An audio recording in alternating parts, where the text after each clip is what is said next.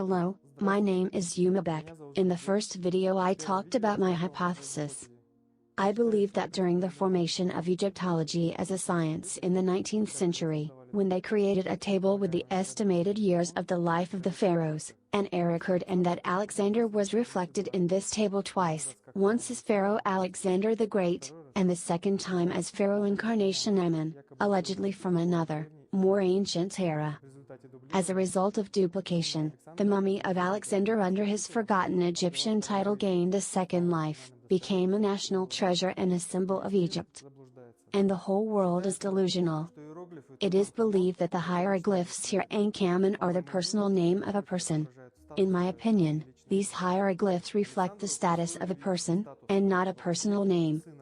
Alexander was given the status in Egypt, the incarnation and the son of Ammon. The man from the tomb, whom we call the incarnation of Ammon, also had the status of the son of Ammon. It is known that the years of Alexander's reign as the pharaoh of Egypt are 9 years. The reign of the incarnation of Ammon is similar 9 years. To understand why this happened, let's start with the chronology of events. 1800 Napoleon conquers Egypt. The French study Egypt. 1822 At a meeting of the Paris Academy of Sciences, Champollion reports on the results of his research on the decipherment of hieroglyphs.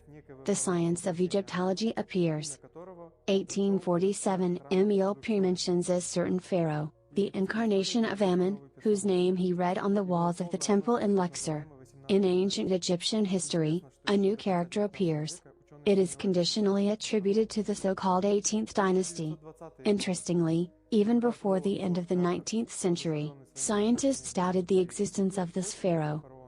In the 1920s, when Howard Carter, an archaeologist inspired by his findings in the Valley of the Kings, began searching for the tomb of B.A., scientists knew almost nothing about this pharaoh. 1922 Archaeologist Howard Carter finds the tomb of the pharaoh the incarnation of Ammon. But there is still no reliable information about this king. Carter owns the following statements. Of the whole life of this pharaoh, we know for certain only one fact, that he died and was buried. Many believe that the dating of the life of this pharaoh was confirmed by radiocarbon analysis. However, the method of radiocarbon dating was invented later, in the 1940s. 100 years after the chronology of ancient Egypt had already been compiled. According to Professor Tom Zinov of Moscow State University, author of the textbook A Brief History of Egyptology, any chronology of ancient Egyptian history ever offered in the historical literature is largely provisional. Now let's move on to the evidence. Face, comparison. Facial wounds and a possible explanation. At Granite, Alexander's helmet was cut through with a sword that penetrated to the hair. Plutarch. On the left cheek, near the earlobe, there was a round dent covered with a scab. Perhaps it was a bite of some kind of insect, since there are a lot of them in Egypt. Ernst Rodan, professor of neurology at the University of Utah. In the Kyrgyz fairy tale there is an episode where Alexander the Great was bitten by a karakurt in the neck. Everyone saw a blackening wound the size of a needle's eye. Alexander's neck was visibly swollen, the blackening wound was expanding before his eyes. There was no doctor. The illustrious warrior tried to kneel, but his legs did not obey, his movements became constrained. He was shaking. The main character of the tale is and saves Alexander. In the first video, I already mentioned the fabric with gold plaques, which both Diotter and Carter call the background of the night sky. On the left in the photo are gold plaques from the tomb of the pharaoh incarnation of Ammon. On the right is a fabric with similar gold plaques from the tomb of Father Alexander Philip in Greece. Diodorus mentions painted boards on a golden box, with bars as thick as a finger. Further, he says that at each corner on each side of the golden box was depicted a figure, the winged goddess Nike. He mentions the image of ships, relief drawings of fantastic animals, goat heads, seated Alexander holding a scepter. Why are there so few things in the tomb of the incarnation of Ammon that can be interpreted as Hellenistic or Greek? Alexander is known to have adopted many of the customs of Eastern court ceremonies. Some personal belongings of Alexander passed after his death to his entourage. For example, Perdiccas and Umnes had armor, a diadem and the royal scepter of Alexander. Howard Carter writes about the BA clothes found in the tomb. One of these vestments is completely smooth, with narrow sleeves, like a tunic. Similar vestments were in use in Egypt during the Greco-Roman period, from the 1st to the 4th century AD. The two robes which I have preferred to call ceremonial dresses or reminiscent of the formal robes of the dalmatic or surplice type worn by deacons and bishops of the Catholic Church, or the robes of emperors and kings at the coronation. The Roman historian Curtius Rufus wrote that during the Indian campaign, the Macedonians began to massively use kopis, swords similar to sickles. They cut the trunks of elephants. Bronze swords of kopis were found in the tomb. One of them is written in hieroglyphs kepesh, which can be translated as Greek kopis. Plutarch writes that Alexander kept the Iliadu and a dagger under his pillow. Two daggers were found on the mummy, one with a golden blade, the other with a meteoric iron blade. Carter saw the influence of the art of the Mediterranean countries in the style of the dagger, but considered it to be the product of an Egyptian master. According to M. B. Piotrowski, director of the State Hermitage, the weapons are not Egyptian, but most likely made in Asia Minor. Combat pipes. Plutarch writes when the Scythians entered the place of ambush, Alexander blew his trumpets, and the Macedonians raised a cry. Status master of the world Achilles Tacitus. He writes, in all the cities of Egypt, soothsayers met Alexander, bringing out images of their gods and proclaiming him new, Lord of the world. The inscription on the casket from the tomb contains a mistake in the title of the pharaoh. Instead of Lord of the Two Lands, Lord of the World. Picture of a chariot. Diodorus writes that he saw a golden chariot in Alexander's tomb, in which the protruding parts of the axis were made of gold in the form of lion heads. Modern analysis has shown that the chariot is made of elm, willow and plum wood. None of these trees grew in ancient Egypt. During the coronation in Egypt, Alexander was presented with the Ankh cross of life. He was put on sacred necklaces, bracelets and other paraphernalia of the pharaohs. The day of Alexander's death was considered a sacred day. On this day, at the head of a solemn procession to the mausoleum of Alexander, elephants carried a chariot with his golden statue, Urian. In the tomb, a camp bed was found. Perhaps Alexander slept on it in his campaigns.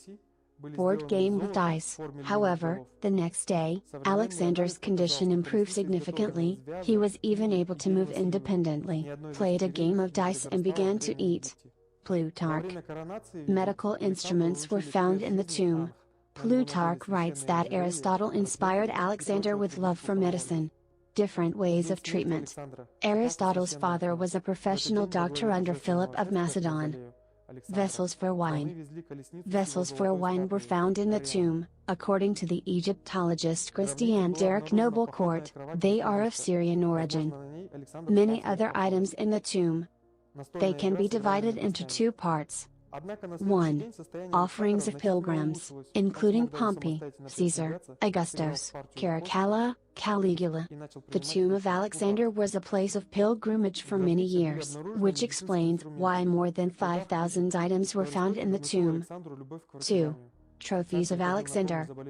After the first successes on the battlefield against the army of the Persians, Alexander's army captures the trophies. Plutarch writes, when Alexander saw the tent of Darius filled with jewels, he said, "This, apparently, means to reign." Religion in the empire of Darius, Zoroastrianism, a solar cult. Above in the photo we see the winged sun, the main symbol of Zoroastrianism, Faravihar. Initially, it was a winged sun, a symbol of power and divine origin. Below in the photo, a chair from the tomb KV62. The top of the back of the chair is decorated with a Faravihar. This logo appears on many items from the tomb. Persian kings were treated by Egyptian doctors and commissioned Egyptian craftsmen to decorate their palaces.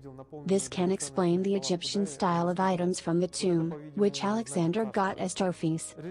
Diodorus reports that during the transport from Babylon, Alexander's sarcophagus was placed on the phoenix bird trimmed with gold, the red banner of war. In Iran, in ancient times, It was believed that the ruler of the country should have a divine right to power, Tharno. This is royal grace, a red eagle that flies over the elect. Arian reports that during the funeral procession from Babylon, near the sarcophagus of Alexander, a square golden throne decorated with relief figures. Crypt tomb. Lucan, a poet, AD 36–65, in his poem Pharslia mentions how Caesar visits the tomb with the body of Alexander. Tomb KV 62 is carved into the rocks. This is a crypt in which you need to go down the stairs. Nurse. Arian writes that Alexander's nanny was Alanica, the sister of his friend Clitus Cherney. Alexander addressed her in Greek as Maya, which translates as mother, nurse. In 1996, in the necropolis of Saqqara, the tomb of the nurse of the pharaoh, the incarnation of Ammon, her name was Maya, was discovered. Mother of Alexander the Great, Olympias of Epirus. She bore the name Myrtilla in her girlhood, and after the wedding, Philip gave her the name Olympias, in honor of the sporting event. Plutarch. After the death of Alexander, Olympias seized control of Macedonia in 317 CE. However, she was overthrown by the Diadochi Cassander and executed. Olympias was sentenced to execution, stoning, and then beaten to death with clubs by Pausanias. Diodorus writes he killed Olympus and threw her body without burial. Killed at the age of 61. Olympias was denied burial. Her body has not been found. Mummy of the so-called younger lady. The exact name is unknown. Tomb KV 35. Found in 1898 in the Valley of the Kings. Upon discovering the mummy, the Egyptologist Victor Lord initially believed, because of the mummy's shaved head, that it was a young man. Lord's interpretation lasted for many years. Upon closer examination, Dr. Elliot Smith later determined the female sex of the mummy and suggested that the age at the time of death was 25 years. According to researchers, an X-ray of her severely curved spine testifies that the corpse was found a few days later already stiffened. The embalmers did not straighten the spine, they put her body in the coffin as they found it. The female mummy from the tomb KV 35 is the mother of the pharaoh incarnation of Ammon, according to the results of DNA analysis. There is speculation that her name was Merida. The mummy had fractures of the skull, chest. It was established that she died as a result of deliberate violence, under a rock fall. I believe that the mummy of the so-called young lady from KV 35, who died under a rock fall, belongs to Olympiada, who was executed by stoning. To be buried next to her son is probably her will. Another alleged relative of the pharaoh incarnation of Ammon is a mummy from KV 55 discovered in 1907. The mummy found in the tomb was initially recognized as female by the conclusion of two doctors. The remains were later determined to be those of a young man with wide hips, an elongated chin, and a skull deformed as a result of chronic hydrocephalus. The approximate age at death was 25 years old. Modern bone analysis showed that the age at death was 35 years or older. Alleged Pharaoh Akhenaten. The man buried in KV 55 is believed to be Pharaoh Akhenaten. However, the reconstruction of facial features from the skull indicated a lack of resemblance to Akhenaten, presented on his monuments. After the discovery of the tomb of the pharaoh incarnation of Ammon, specialists were struck by the similarity of their skulls, and they declared without any hesitation that these were the skulls of two brothers of almost the same age. Christine Derrick Noblecourt. Subsequent examinations confirmed their relationship by blood group and antibodies. Pharaoh incarnation of Ammon and the man from KV 55 were either father and son or brothers to each other. If the mummy is from KV 55, the brother of the supposed Alexander, then it can only be Philip Aridius, his half-brother who nominally ruled after the death of Alexander in 323 to 317. BCE. Aridius was the son of King Philip II from the Danzer Philina. Aridius did not claim the throne, both because of the low birth of his mother, and because of the dementia that the Greeks attributed to the intrigues of Olympias. According to Plutarch, Aridius' illness was not congenital and did not arise by itself. When Aridius was a child, Olympias, with the help of all sorts of potions, brought him to the point that he lost his mind. The mummy from KV55 has hydrocephalus, a disease that can cause dementia. Acquired hydrocephalus may appear in children after intoxication.